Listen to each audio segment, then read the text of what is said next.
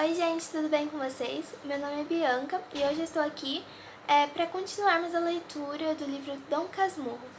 E hoje a leitura vai ser a partir do capítulo 38. Que susto, meu Deus! Quando Pádua, vindo pelo interior, entrou na sala de visitas, Capitu, em pé, de costas para mim, inclinado sobre a costura, como recolhê-la, perguntava em alta voz: Mas, Bentinho, que é protonotário apostólico? Ora, vivam! Exclamou o pai. Que susto, meu Deus! Agora que o lance é o mesmo, mas se conta aqui, tais quais, os 2 lances há 40 anos, é para mostrar que Capitu não se dominava só em presença da mãe. O pai não lhe meteu mais medo. No meio de uma situação que me atava a língua, usava da palavra com a maior ingenuidade deste mundo. A minha persuasão é que o coração não lhe batia mais nem menos. Alegou susto e deu à cara um ar meio enfiado. Mas eu, que sabia de tudo, vi que era mentira e fiquei com inveja. Foi logo falar ao pai, que apertou a minha mão, e quis saber por que a filha falava em protonotário apostólico. Capitu repetiu-lhe o que ouvira de mim, e opinou logo que o pai devia ir cumprimentar o padre em casa dele. Ela iria à minha, e coligindo os petrechos da costura, enfiou pelo corredor, brandando infantilmente: Mamãe, jantar! Papai chegou. Capítulo 39. A vocação.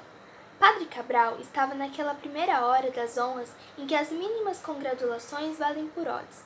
O tempo chega em que os dignificados recebem os louvores como um tributo usual, cara morta, sem agradecimentos. O alvoroço da primeira hora é melhor. Esse estado da alma que vê na inclinação do arbusto, tocado do vento, um parabéns da flora universal, traz sensações mais íntimas e finas que qualquer outro.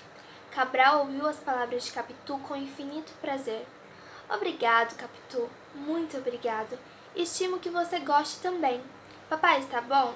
E mamãe? A você não se pergunta, essa cara é mesmo de quem vem de saúde. E como vamos de rezas? A todas as perguntas, Capitu ia respondendo prontamente e bem. Trazia um vestidinho melhor e os sapatos de sair. Não entrou com a familiaridade do costume. Deteve-se um instante à porta da sala, antes de beijar a mão à minha mãe e ao padre. Como desse a esse, 2 vezes em 5 minutos, o título de protonotário, José Dias, para se desforrar da concorrência, fez um pequeno discurso em honra ao coração paternal e augustíssimo de Pio IX. Você é um grande prosa, disse tio Cosme, quando ele acabou. José Dias sorriu sem vexame. Padre Cabral confirmou os louvores do agregado, sem os seus superlativos, ao que este acrescentou que o cardeal Mastai evidentemente fora talhado para a tiara desde o princípio dos tempos. E piscando-me o olho, concluiu: a vocação é tudo. O estado eclesiástico é perfeitíssimo, contanto que o sacerdote venha já destinado do berço. Não havendo vocação, falo de vocação sincera e real. Um jovem pode muito bem estudar as letras humanas, que também são úteis e honradas. Padre Cabral retorquia: a vocação é muito, mas o poder de Deus é soberano. Um homem pode não ter gosto à igreja e até persegui-la, e um dia a voz de Deus lhe fala e ele sai apóstolo. Veja São Paulo. Não contesto, mas o que eu digo é outra coisa. O que eu digo é que se pode muito bem servir a Deus sem ser padre cá fora. Pode-se ou não pode? Pode-se. Pois então, exclamou José Dias triunfalmente, olhando em volta de si. Sem vocação é que não há bom padre, e em qualquer profissão liberal se serve a Deus, como todos devemos. Perfeitamente, mas vocação não é só do berço que se traz. Homem, é a melhor. Um moço sem gosto nenhum à vida eclesiástica pode acabar por ser muito bom padre. Tudo é que Deus o determine. Não quero me dar por modelo, mas aqui estou, eu que nasci com vocação da medicina. Meu padrinho, que era coadjutor de Santa Rita, teimou com meu pai para que me metesse no seminário. Meu pai cedeu. Pois, senhor, tomei tal gosto aos estudos e à companhia dos padres que acabei ordenando-me. Mas suponha que não acontecia assim e que eu não mudava de vocação. O que é que acontecia? Tinha estudado no seminário algumas matérias que é bom saber e são sempre melhor ensinadas naquelas casas. Prima Justina interveio. Como? Então pode-se entrar para o seminário e não ser padre? Padre Cabral respondeu que sim, que se podia, e voltando-se para mim, falou da minha vocação que era manifesta. Os meus brinquedos foram sempre de igreja e eu adorava os ofícios divinos. A prova não provava. Todas as crianças do meu tempo eram devotas. Cabral acrescentou que o reitor de São José, a quem contara ultimamente a promessa de minha mãe, tinha o meu nascimento por milagre. Ele era da mesma opinião. Capitu, cosida as saias de minha mãe, não atendia aos olhos ansiosos que eu lhe mandava. Também não parecia escutar a conversação sobre o seminário e suas consequências, e, aliás, decorou o principal, como vinha saber depois. 2 vezes fui à janela, esperando que ela fosse também, e ficássemos à vontade, sozinhos, até acabar o mundo se acabasse. Mas Capitu não me apareceu. Não deixou minha mãe senão para ir embora. Eram ave-marias. Despediu-se. Vai com ela, Bentinho, disse minha mãe. Não precisa não, dona Glória, acudiu ela rindo. Eu sei o caminho. Adeus, senhor protonatário. Adeus, Capitu. Tendo dado um passo no sentido de atravessar a sala, é claro que o meu dever, o meu gosto, todos os impulsos da idade e da ocasião eram atravessá-la de todo, seguir a vizinha corredor fora, descer a chácara, entrar no quintal, dar-lhe o terceiro beijo e despedir-me. Não me importou a recusa, que cuidei simulada, e enfiei pelo corredor, mas Capitu, que ia depressa, estacou e fez-me um sinal que voltasse. Não obedeci, cheguei-me a ela. Não venha não, amanhã falaremos. Mas eu queria dizer a você, amanhã. Escuta! Fica. Falava baixinho, pegou-me na mão e pôs o dedo na boca.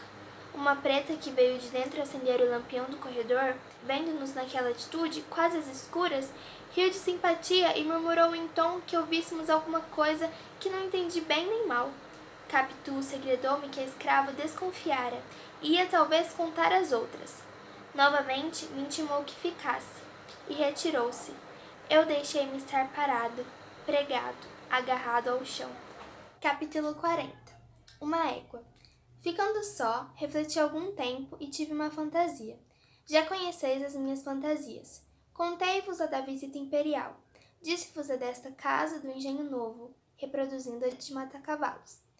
A imaginação foi a companheira de toda a minha existência. Viva, rápida, inquieta, alguma vez tímida e amiga de empacar.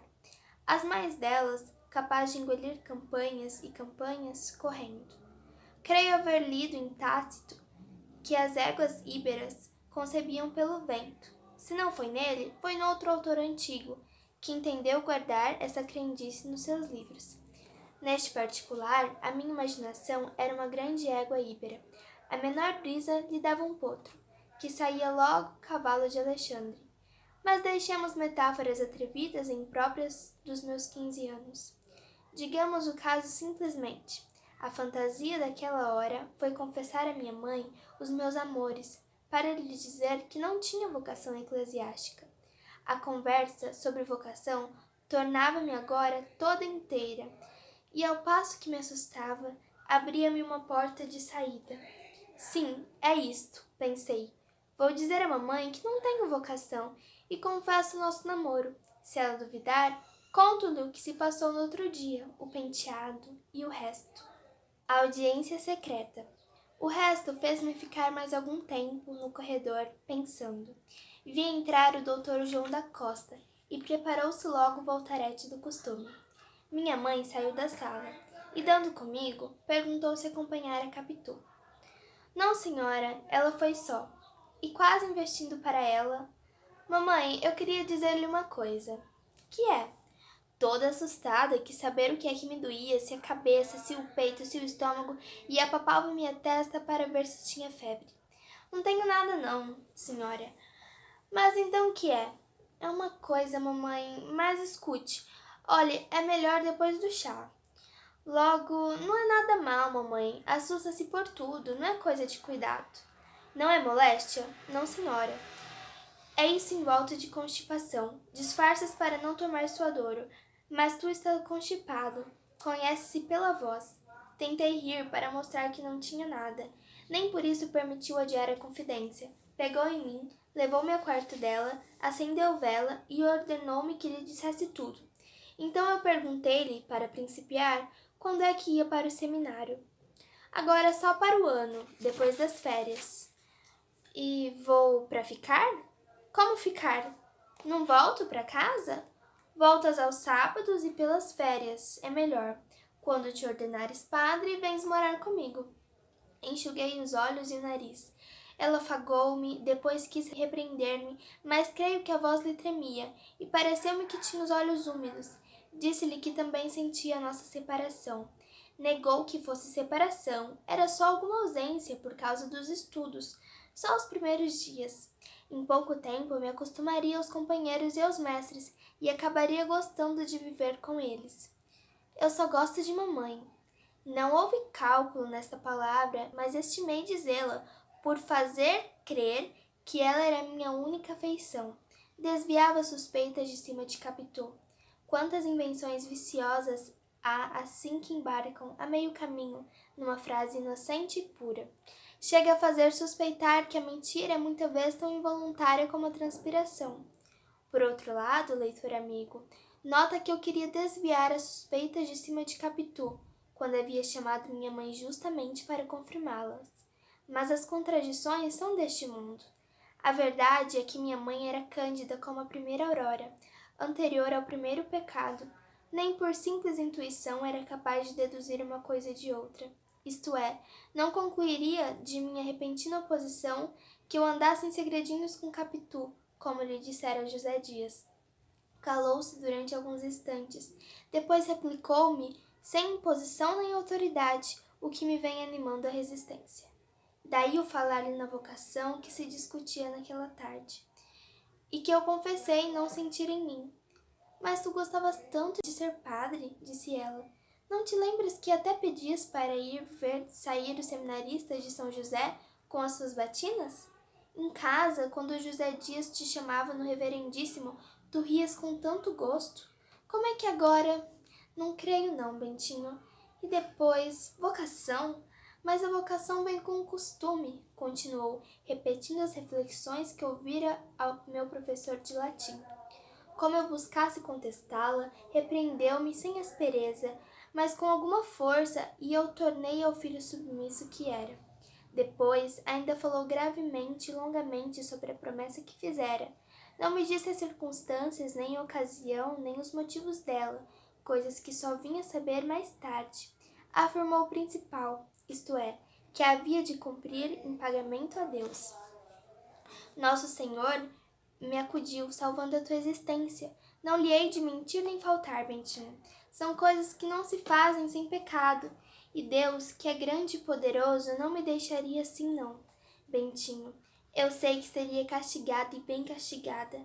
Ser padre é bom e santo. Você conhece muitos como o Padre Cabral, que vive tão feliz com a irmã. Um tio meu também foi padre e escapou de ser bispo, dizem. Deixa de manha, Bentinho. Creio que os olhos que lhe deitei foram tão queixosos que ela emendou logo a palavra. Manha não podia ser manha. Sabia muito bem que eu era amigo dela e não seria capaz de fingir um sentimento que não tivesse. Moleza que não queria dizer, que me deixasse de moleza, que me fizesse homem e obedecesse ao que se cumpria, em benefício dela e para o bem da minha alma. Todas essas coisas e outras foram ditas um pouco atropeladamente, e a voz lhe saía clara, mas velada e esganada. Vi que uma emoção dela era outra vez grande, mas não recuava dos seus propósitos, e aventurei-me a perguntar-lhe: e se mamãe pedisse a Deus que dispensasse da promessa? Não, não peço. Está tonto, Bentinho. E como havia de saber que Deus me dispensava? Talvez em sonho. Eu sonho às vezes com anjos e santos. Também eu, meu filho, mas é inútil. Vamos, é tarde. Vamos para a sala. Está entendido. No primeiro ou no segundo mês do ano que vem, irás para o seminário. O que eu quero é que saiba bem os livros que estás estudando. É bonito, não só para ti, como o Padre Cabral. No seminário é interesse em conhecer-te, porque o Padre Cabral fala de ti com entusiasmo. Caminhou para a porta, saímos ambos. Antes de sair, voltou-se para mim, e quase a vi saltar-me ao colo e dizer-me que não seria padre. Este era já o seu desejo íntimo. À proporção que se aproximava o tempo, quisera um modo de pagar a dívida contraída. outra moeda que valesse tanto ou mais e não achava nenhuma. Bom, agora nós vamos fazer uma análise do que nós lemos hoje. Na primeira parte, nós temos então o Bentinho conversando com a Capitu sobre o Padre Cabral. E ele tá contando para ela, né, sobre o título de protonotário apostólico. Eles estão conversando sobre o seminário, até que o Pádua, né, o pai da Capitu, chega e o Bentinho conta o quanto ele fica assim, sem entender como a Capitu é esperta ao ponto de conseguir disfarçar. Ela pode estar falando sobre qualquer assunto, ela consegue disfarçar quando uma terceira pessoa chega no ambiente. E o Bentinho, ele fica assim, ele não consegue, né, ter a mesma atitude que a Capitu. E ele fica muitas vezes sem entender como ela consegue ter tanta leveza, consegue manusear tão bem a situação. Depois disso, a Capitu e o Bentinho vão, né, cumprimentar o Padre Cabral. A Capitu vai, o padre agradece muitas vezes, fica muito feliz com os comentários que a Capitu faz. E a gente tem a figura do José Dias, mais uma vez, né? Além de puxar o saco do Padre Cabral, ele também inicia uma discussão sobre como as pessoas poderiam servir a Deus sem necessariamente ir para o seminário. E ele fala, se a pessoa não tem vocação para ser padre, antes que ela destine seus estudos para outra coisa do que ir ser padre sem ter uma vocação, que seria uma coisa pior. Mas aí o padre fala, né? Ele dá o exemplo de São Paulo, que mesmo que a pessoa persiga a igreja, não goste da igreja, se Deus quiser que ela seja padre, ele vai ser padre, né? Ele dá o exemplo de São Paulo, então, que perseguia a igreja e virou um apóstolo. E ele também dá o próprio exemplo, que ele tinha vocação para a área da medicina, mas foi ser padre. E além disso, além de dar exemplos, o Padre Cabral fala, olha, mesmo que, o seminário ele é bom para qualquer sentido, porque mesmo que a pessoa não quiser ser padre, ela vai ali aprender no seminário matérias necessárias, essenciais e que são melhores naquelas casas, e depois ela pode, né, ir para outros estudos, estudar novas coisas, dedicar-se a outras atividades. E aí o José Dias fica falando, não, mas a pessoa não tem vocação, a gente pode servir a Deus em qualquer lugar, tentando ajudar aí, né, o Bentinho no plano que eles estavam combinando ali. E aí depois a gente tem o Bentinho querendo correr atrás da Capitu, querendo acompanhá-la, e ele fala, né, que na flor da idade, naquele momento ele queria dar-lhe o terceiro beijo, mas a Capitu, muito esperta, sempre fala, não, Bentinho, isso é melhor não, você fica e eu vou sozinha. Então, o Bentinho, ele, no decorrer, né, dando sequência à história, ele tem uma ideia, assim, uma coisa que tá lhe incomodando, e ele fala, eu vou confessar a minha paixão para minha mãe. Ele fala que se a mãe dele não acreditar, ele vai relatar a cena do penteado e todo o resto. E quando ele tá pensando nesse resto, ele vai falar com a mãe dele, e a mãe dele, como uma mãe toda preocupada, fala, ai, tá acontecendo alguma coisa, tá com alguma dor, onde que dói, quer tomar alguma coisa? E ele fala, não, mãe, tá tudo bem. Então ele pensa em relatar a paixão que ele sente pela Capitu, mas ele não relata e ele pergunta, mãe, quando que eu vou pro seminário? Aí a mãe fala que ele vai depois das férias, que ele vai voltar aos sábados e para passar as férias também. E ele fala ali pra mãe dele que vai sentir muita saudade dela e fala pra mãe dele que ele só gosta dela, ou seja, ele esconde a paixão que ele sente pela Capitu. E ele até fala, né, eu fui pra confessar minha paixão, mas na verdade não confessei, omiti essa paixão. Mas o que tem? A vida é cheia de contrastes mesmo, né? Então ele fala pra mãe dele que eu só gosto de mamãe. Não houve cálculo nessa palavra, mas estimei dizê-la Por fazer crer, olha esse, por fazer crer que ela era a minha única afeição, desviava suspeitas de cima de Capitu. Quantas intenções viciosas há assim que embarcam a meio caminho numa frase inocente e pura. Mais uma vez aí os contrastes do Bentinho, não é? E aí, continuando esse diálogo, a mãe dele fala que ele vai sim para o seminário, que era necessário, era uma promessa, foi um milagre o nascimento dele, e ela tinha feito essa promessa e não havia outra moeda de troca sem ser que o Bentinho fosse para o seminário. E é assim que a gente termina a leitura desses capítulos. Eu espero que tenha sido bom, que vocês tenham gostado e que nós possamos continuar a leitura dessa obra tão importante, né? Desse livro maravilhoso. Então é isso, gente.